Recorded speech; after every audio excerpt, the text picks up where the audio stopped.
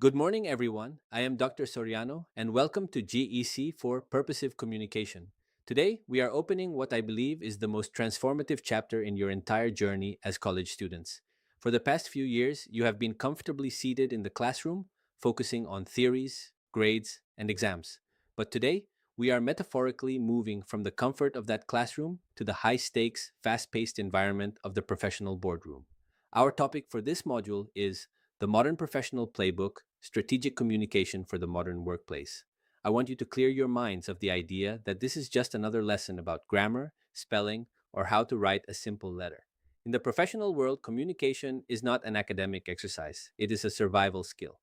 We call it a playbook because, just like in sports, there are specific strategies, rules, and moves that successful professionals use to win. In this session, we will learn the hidden rules of the game in the global professional world. This lecture is your guide to becoming a truly globally competitive professional. Let's dive into the playbook. Before we can master the how of professional talk, we must deeply understand the why.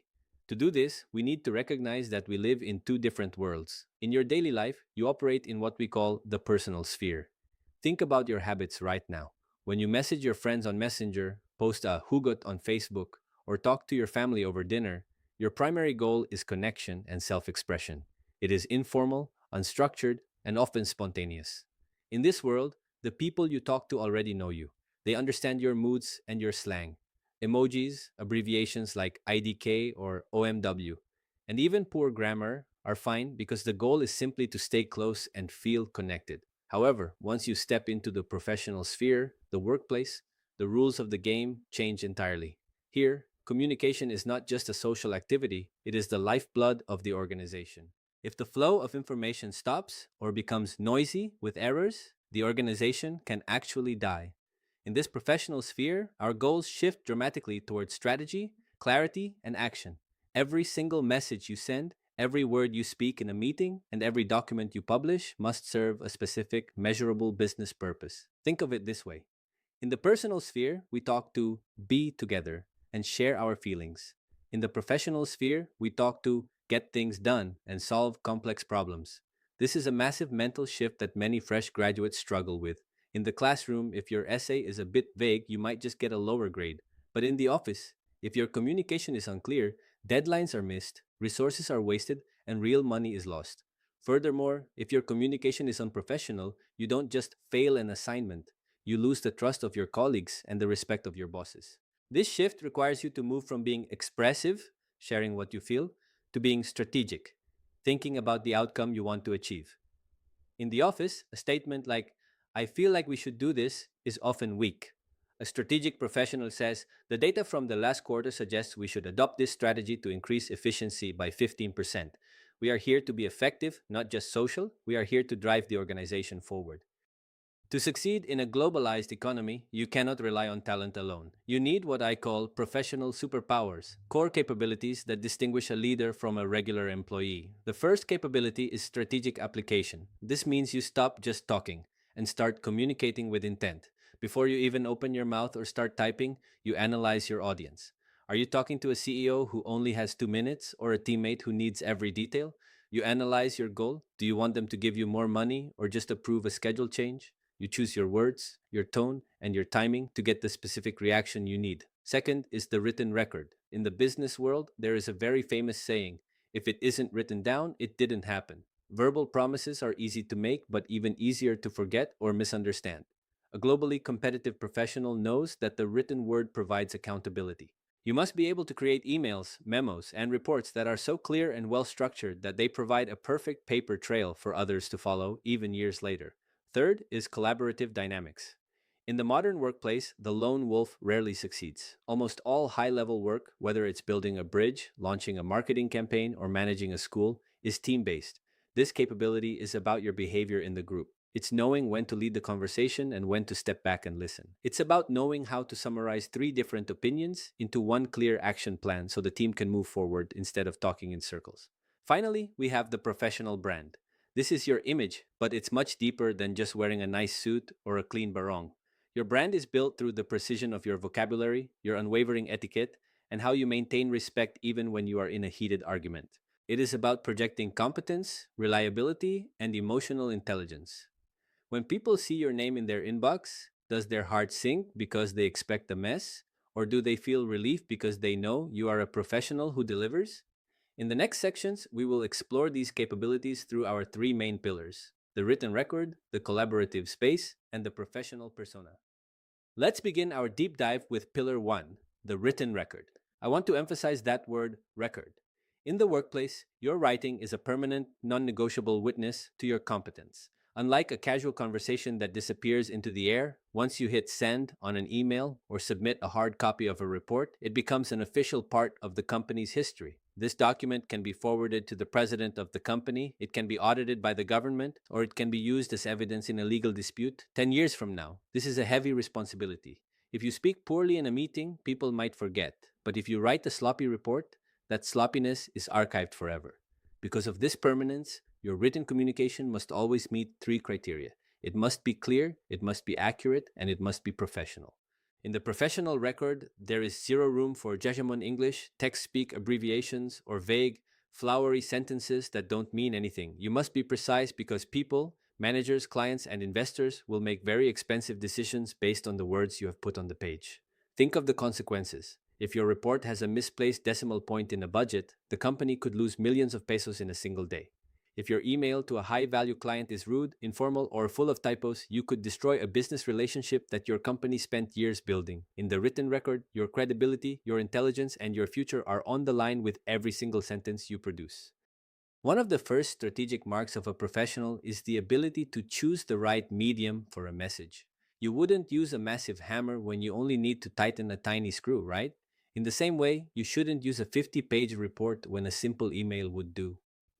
We use the medium decision matrix to make sure our tool matches our task. Emails are your Swiss Army knife. They are your most versatile and common tool. We use them for both internal people, your boss and coworkers, and external stakeholders, clients, suppliers, or the public. Emails are perfect for quick updates, scheduling meetings, or sending digital files. However, the golden rule of email is scannability. Busy professionals receive hundreds of emails a day. If you write a wall of text without paragraphs, they will simply ignore it.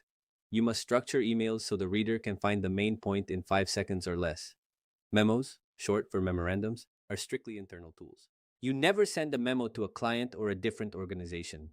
Memos are the official laws of the office. They are used for formal announcements that apply to everyone in the company, like a change in the dress code, a new holiday policy, or a shift in office procedures. Memos are direct, formal, and carry the weight of an institutional mandate. They aren't meant to be a conversation, they are meant to be a directive. Reports are the heavy machinery of communication. They are used when the stakes are high and a big decision needs to be made. Reports are data driven, objective, and deeply comprehensive. In a report, we don't care about I think or I feel. We care about what the data, the surveys, and the facts prove. Let's look at three real world scenarios. Scenario A: you need to remind your teammate, Maria, that your project meeting has been moved from 2 p.m. to 3 p.m. The medium: a quick, clear email. Scenario B: the Human Resources Department at Isabela State University is changing the official working hours for every employee starting next month. The medium: an official internal memo posted in every office and sent to every staff member. Scenario C: the university is deciding whether to invest 50 million pesos into a new research laboratory. The Board of Regents needs to know the costs, the benefits, and the risks. The medium: a 60-page technical feasibility report. Choosing the wrong medium can make you look like an amateur. A globally competitive professional always matches the medium to the importance and the audience of the message. Let's take a closer look at the model of excellence. On the slide, you see an email from Ana Maria Santos. This isn't just a message, it is a demonstration of professional mastery. Let's break it down piece by piece. First, look at the subject line: Update social media campaign for Q4. This is perfect. Why? Because of those brackets. Using tags like update tab, action required, or urgent helps the receiver, who might be drowning in 200 emails, know exactly how to prioritize this message. They know the topic and the intent before they even click open. Never send an email with a subject line that just says hi or from me. That is a waste of digital space. Second, consider the greeting: Dear Miss Reyes. This establishes an immediate level of professional respect. In the Philippines and in many global cultures, Starting with a formal greeting is always the safe and correct move. Even if you are friendly with your boss, keeping the email formal reminds everyone that we are here to conduct business, not just to socialize. Third, the body structure. This is where most people fail, but Ana Maria succeeds. Notice how she gets to the lead in the very first sentence. This email is to provide a brief update. She doesn't waste two paragraphs asking about the weather or the weekend. She understands that time is money. She uses short, punchy paragraphs. She clearly lists what she has done, posted the visual content, and what she will do next, send the draft captions. This creates a sense of accountability. The reader knows exactly where the project stands without having to ask. Finally, we have the signature block. This is your digital business card. It includes her full name, her specific title, marketing intern, her department, and her contact information. This adds immediate credibility. It tells the reader exactly who is speaking and how to reach them if a problem arises. Remember this golden rule: a professional email is a gift to the reader's time. If they can understand your message and know what to do next in 15 seconds, you have succeeded. If they have to read it 3 times just to understand what you are asking for, you have failed as a communicator. In the professional world, brief is almost always better than long. The memorandum has a very different vibe compared to an email. It looks stiffer, more structured, and much more official. While an email feels like a conversation, a memo feels like a proclamation. Look at the header block: to, from, date, and subject. This isn't just for style, it is for institutional filing. In many organizations, including Isabela State University, memos are printed out, signed by the dean or the president, and placed in physical binders or posted on bulletin boards. This header allows someone 10 years from now to find exactly who issued a policy and when it started. The tone of a memo is what we call the directive. In a casual email, you might say, "It would be great if everyone could try to do this." But in a memo, the tone is, "This is the new rule." Notice there is no "dear faculty" and no "best regards" at the end. Memos cut through the fluff and get straight to the point. This memo outlines the new policy, effective immediately. A memo carries a lot of institutional weight. It's like the law of the office. If Dean 10 sends this memo to the faculty, it isn't a suggestion or a request for an opinion. It is a command. Every faculty member is expected to follow it, and saying, "I didn't check my inbox" or "I didn't see the post" is not an acceptable excuse once a memo has been officially issued. It becomes the permanent standard for how the organization operates. When you see a document with memorandum at the top, you should sit up straight and pay attention. It usually means a significant change in your professional life is about to occur. Think of a report as a powerful engine designed to take raw, messy information and transform it into clear, decisive business action. A report isn't just a collection of random facts. It follows a very strict three-phase logical flow that every professional must master. Phase 1: Inputs. This is the foundation. This is your raw data. For example, imagine you are an intern in the university's registrar's office. You are tasked with gathering numbers on how many students are dropping out of each college every semester. At this stage, you just have a list of numbers. It's raw information that doesn't mean much to a busy dean yet. Phase 2: Processing. This is where you, the professional, add value. This is the analysis. You don't just dump a pile of numbers on your boss's desk. You create charts, you use descriptive headings, and you explain what the numbers actually mean. You look for the story behind the data.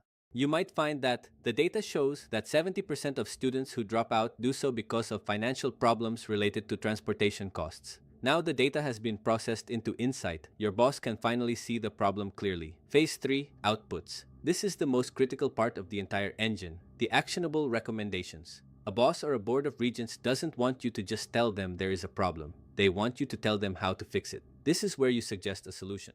Based on this analysis, I recommend that the university increase the number of part-time student assistant positions and provide a shuttle service for students in remote areas. A report without a recommendation is just a description, and in business, descriptions don't solve problems, actions do.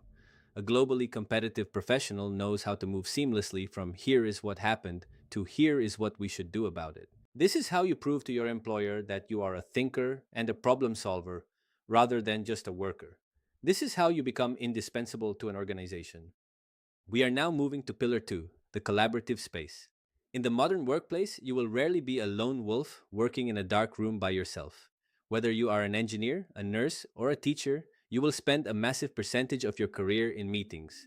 either sitting around a physical table or appearing in a little box on Zoom or Microsoft Teams. Many people complain that meetings are a waste of time, and they can be if they are poorly managed. But if you master what we call the meeting ecosystem, you can turn a boring 1 hour meeting into a powerful tool for innovation and progress. To do this, you must understand that every person in the room has a specific job to do. You must master two very different but equally important roles: the role of the participant and the role of the facilitator. Your success in the collaborative space depends on your ability to switch between these two roles with grace and skill. Look at the gears on the slide. For a meeting to move the organization forward, both gears, the participant and the facilitator, must turn together in perfect sync. As a participant, your duties actually start long before the meeting begins. Your first duty is to prepare. Never ever show up to a meeting and ask, "Wait, what are we talking about today?" That is a sign of an amateur. You should have already read the agenda and any reports sent beforehand. During the meeting, your second duty is to listen actively. This isn't just staying quiet, it's about providing active feedback through nonverbal cues, nodding, making eye contact, and taking notes. Finally, you must focus. If the agenda is about the upcoming school foundation day, don't waste 10 minutes of everyone's time talking about your personal weekend plans or a different project. Respect the group time. On the other side of the gear, we have the facilitator. This is the person leading the meeting, the architect of the conversation. Their first duty is to map the discussion. They provide a clear agenda roadmap so the group doesn't get lost in tangents or side talk. Their second duty is to include everyone.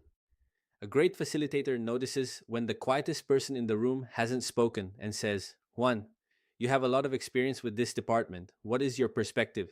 They make sure the loudest person doesn't dominate the room. Finally, they must regulate.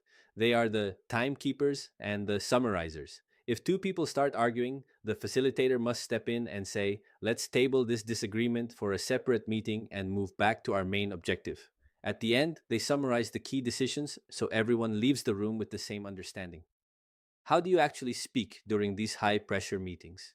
How do you share an idea without sounding arrogant or disagree without being rude? You use what I call the constructive contributor playbook.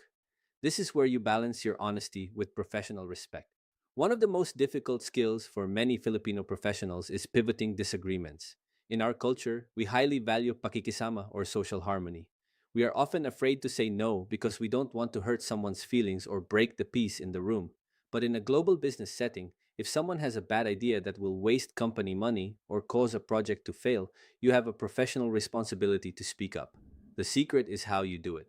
Instead of saying, "That's a bad idea," or "I think you're wrong," which is aggressive and creates defensive walls, you pivot. Try this script. "I see the value in that approach, but I'm concerned about the potential impact on our budget for the next quarter. What if we considered an alternative that uses our existing resources?" See what happened there? You acknowledged their point, you stated your concern with a factual reason, the budget, and you offered a new solution. This is how you stay professional while being completely honest. You are attacking the problem, not the person. Another essential skill is adding evidenced value. In a meeting, opinions are very common, but evidence is rare. If you want people to respect your ideas, don't just give a hunch or a random feeling. Instead of saying, "I think we should post more on TikTok," which sounds like a student's opinion, try, "I suggest we increase our TikTok content to 3 times a week because our internal analytics show that 60% of our target demographic is most active on that platform between 7 p.m. and 9 p.m." When you use the formula, "I suggest action because evidence," you immediately sound like an expert. You aren't just talking, you are providing strategic value. People will start looking to you for answers because they know your words are backed by hard facts and data. This is how you build professional influence in a company, even as a junior employee. Our final and perhaps most important section is Pillar 3, the professional persona. Your persona is essentially your professional brand. It is the total of how people perceive you, your work ethic, and your character when you are in the office. I want you to think about this. What do your colleagues say about you when you are not in the room? Are you the intern who is always 5 minutes late and has a messy, disorganized desk? Or are you the professional who is always prepared, speaks with absolute clarity, and treats everyone with respect? Professionalism is not a costume you put on for a job interview and then take off once you are hired. It is a consistent daily habit. It is built through three specific layers: the words you choose, your vocabulary, the rules you follow, your etiquette, and the way you treat every single person in the organization, from the CEO at the top to the security guard at the gate. This persona is what makes people trust you with bigger responsibilities, higher level projects, and eventually higher salaries. In a global market, your reputation is your most valuable currency. One of the fastest ways to change your rank in people's minds is to use the vocabulary upgrader. The specific words you choose signal to everyone around you whether you are still thinking like a student or if you have graduated into a leader. Let's look at some of these casual versus professional shifts. In the classroom, if you forget an assignment, you might say, I screwed up or my bad. In the office, if you miss a deadline or make an error in a calculation, you say, I made an error or I take full responsibility for the oversight. This sounds more mature, more controlled, and more accountable. It shows that you aren't making excuses. Instead of demanding, can you get this done ASAP, which can sound rude or desperate, ask, could you please complete this task at your earliest convenience? It is a polite request that still communicates urgency. It shows that you respect the other person's schedule. Instead of, I want to bounce some ideas off you, which sounds like a casual chat over coffee, try, I'd like to schedule a time to brainstorm some strategies with you. This sounds like a planned, high value business activity. Notice that the professional versions are often slightly longer and much more precise. They remove the slang and replace it with structure. When you use professional phrasing, you are signaling to everyone that you are serious about your work. It creates a buffer of respect around you. I want you to start practicing these phrases in your daily life. Talk to your professors this way, talk to your group mates this way. The more you say these words, the more natural and powerful they will feel. You are training your brain for the boardroom. To truly master your professional brand, you must live by these five mandates of workplace etiquette. These are not suggestions, they are the non negotiables of the professional world. Punctuality. This is the most basic and most powerful form of respect. In the professional world, Filipino time is not a joke, it is a career killer. Being 5 minutes late to a meeting tells everyone in the room that your time is more important than theirs. Being on time, or even 5 minutes early, shows you are reliable, organized, and ready for work. It builds trust before you even say a word. Proper greetings. Never underestimate the power of a formal greeting. When you answer the office phone, don't just say hello or yes. Say, good morning, this is Name from the marketing department speaking. How may I help you? This sets a standard of excellence immediately. It tells the caller that they are dealing with a professional organization. Dress code. You don't need to wear a 10,000 peso suit, but you must be neat, clean, and follow the standards of your specific workplace. Your clothes are a visual signal. They should project that you are focused and ready to work. If you dress sloppily, people will unconsciously assume your work is sloppy too. Respectful conflict. You will have arguments at work. You will get frustrated with your boss or your teammates. That is normal. But you must never make it personal. Focus on the problem, not the person. Instead of, you are being difficult, say, I think we are having a misunderstanding about the project requirements. Let's clarify our goals together. This keeps the bridge open for future collaboration. Digital footprint. Your social media is now a part of your resume. Many HR managers will check your Facebook, TikTok, or LinkedIn before they even offer you an interview. If they see you ranting about your professors or posting inappropriate content, they will decide you are a risk to their company culture. Your online presence should be a reflection of the professional you want to become. Align your digital life with your career goals. If you want to be a leader, start posting like one.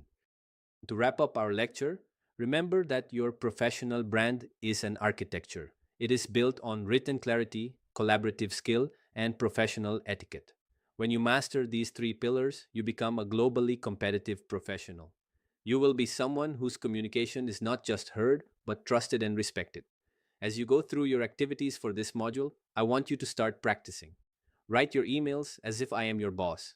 Participate in our discussions as if we are in a board meeting. The transition starts now. Thank you for listening. I am looking forward to seeing your professional growth in our upcoming tasks.